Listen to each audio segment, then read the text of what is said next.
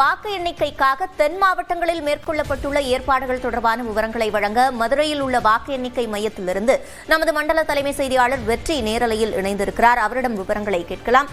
வெற்றி, மதுரையில என்னென்ன ஏற்பாடுகள் செய்யப்பட்டிருக்கு?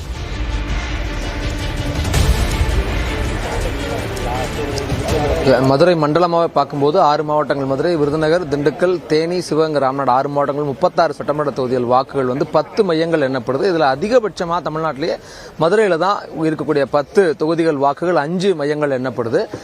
மீதி எல்லா மாவட்டங்களிலும் தலா 1 மையங்களில் தான் எண்ணப்படுது.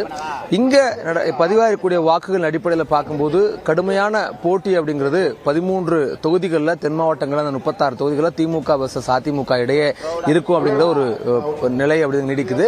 நிறைய ஸ்டார் கேண்டிடேட் தென்மண்டலத்தில் போட்டிக்கிறாங்க.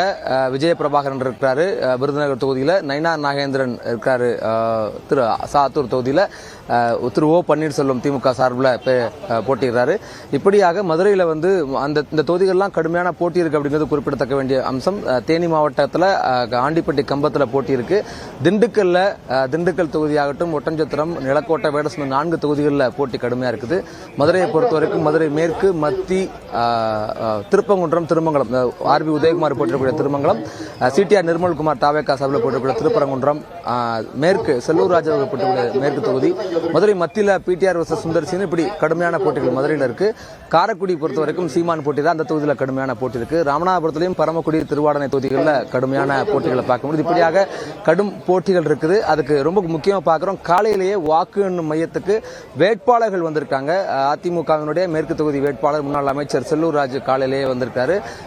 மத்திய தொகுதியினுடைய அதிமுக கூட்டணி வேட்பாளர் சுந்தர் சி வந்திருக்காரு. இதெல்லாம் என்னவா காட்டுது, அந்த போட்டியினுடைய தீவிரத்தை வேட்பாளர்கள் காலையிலேயே அவங்க கட்சி சார்பில் போகக்கூடிய அந்த கண்காணிப்பாளர்கள், அந்த பணியாளர்களுக்கு உரிய அறிவுறுத்தல் கொடுப்பதற்காகவும் கூடுதல் கவனத்தோடு இந்த வாக்கு எண்ணும் பணியை கண்காணிக்கிறதுக்கான அறிவுறுத்தல் கொடுக்குறாங்க. இதெல்லாம் இந்த களத்தில் எந்த அளவுக்கு போட்டி இருக்கு அப்படிங்கிற தீவிரத்தை எதிரொலிக்கக்கூடிய வகையில் இருக்கு.